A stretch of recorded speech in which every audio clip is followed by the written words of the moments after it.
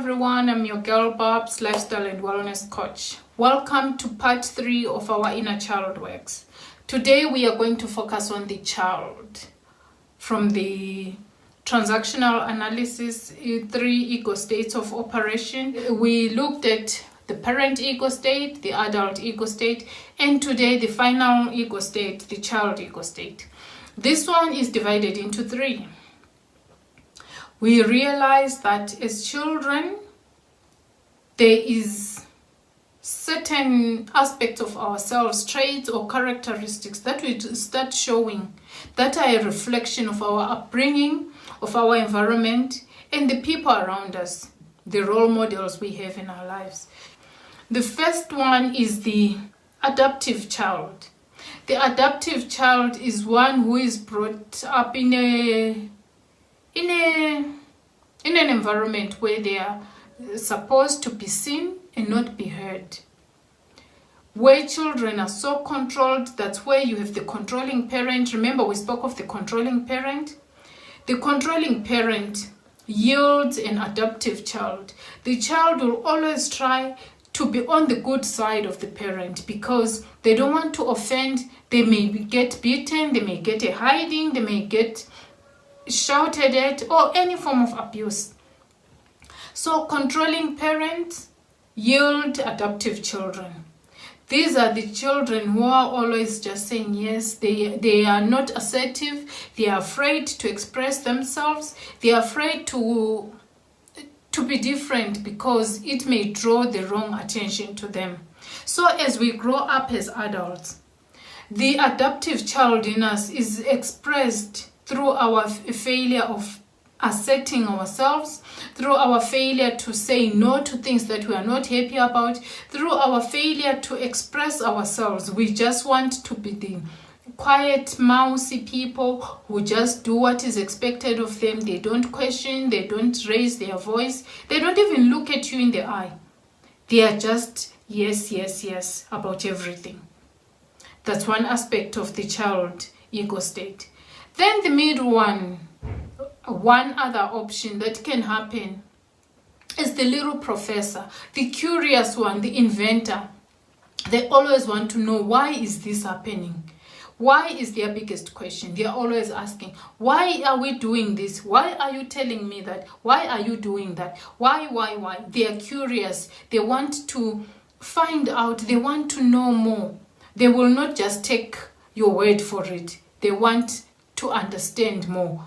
Why are things happening? Why is the world the way it is? Why is nature like this? There is so much interest, curiosity, and the desire to explore in them. This is partly linked to the free child from the nurturing parents. Because if you're nurtured and you're encouraged to be yourself, to explore, to express yourself, you become curious. And you're not afraid to show that curiosity. These are usually the creatives, the artists, those who invent things, because they have that curious mind. You realize that they are always wanting to know more. Why is this happening? What is causing this?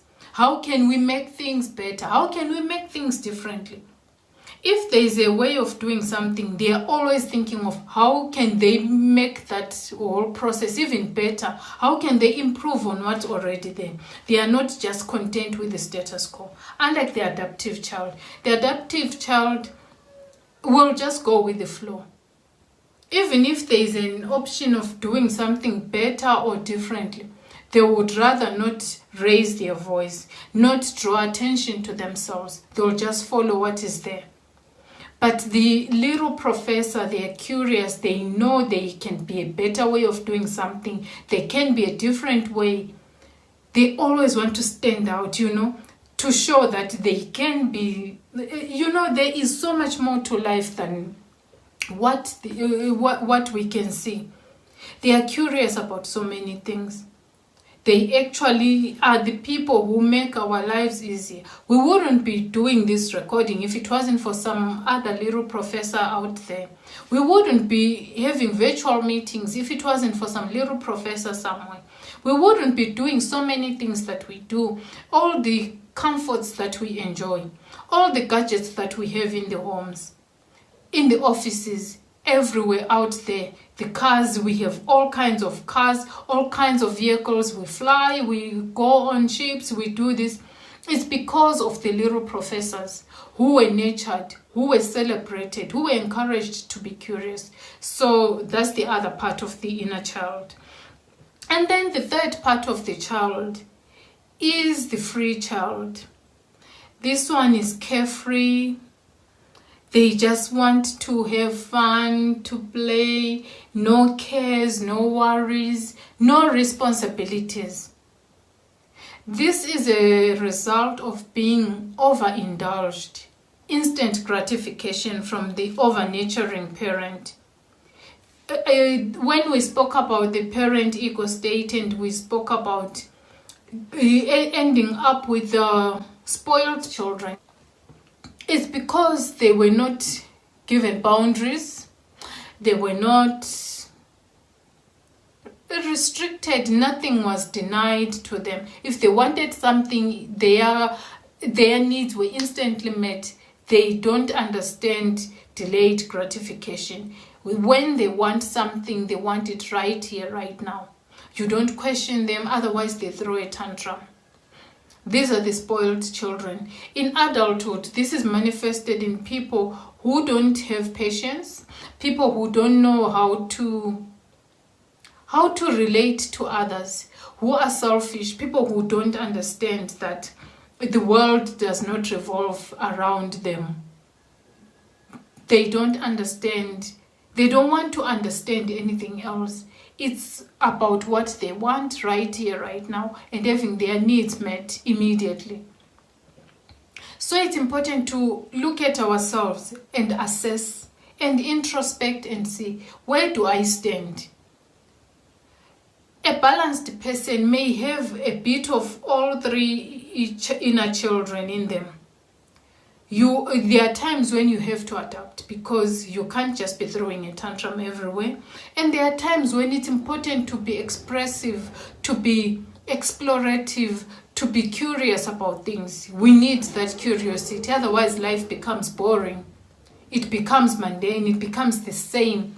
Then there's no need for us to be. We lose our edge in life. And then it's also important to be free. You should be able to have fun, to laugh at yourself when you make mistakes. You should be able to accept when you've done something wrong and not feel like it's the end of the world. You can't move on. That's it. You just give up. You have to go under the blankets and just cover your head and lie there and wallow in self-pity. So we need to strike a balance.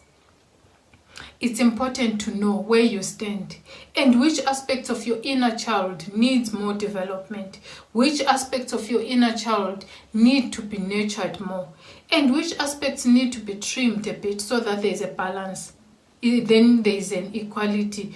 And in the end, we have a perfect adult whose parent ego state is big, but not too big.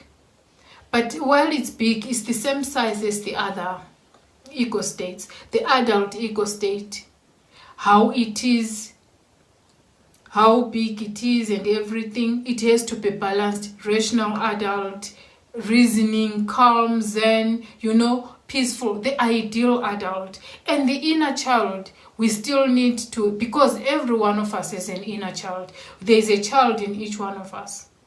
But we need to make sure that it's a well-balanced inner child. We are able to adapt to situations. We are able to express ourselves when we need to. And we are able to explore. We are free to be curious. We want to know more. We want to understand more. We are not content with the status quo. We want to disrupt. We are disruptors. We want to keep growing, we want to keep transforming, we want to keep regenerating. So it's important to strike a balance. Have a balanced parent, adult, child, and you are going to have a very happy life. And as you do use strike that balance through coaching, through therapy. You discover your gifts, your talents, and how you can incorporate all this into your purpose, and you live a holistic life. Thank you for joining me.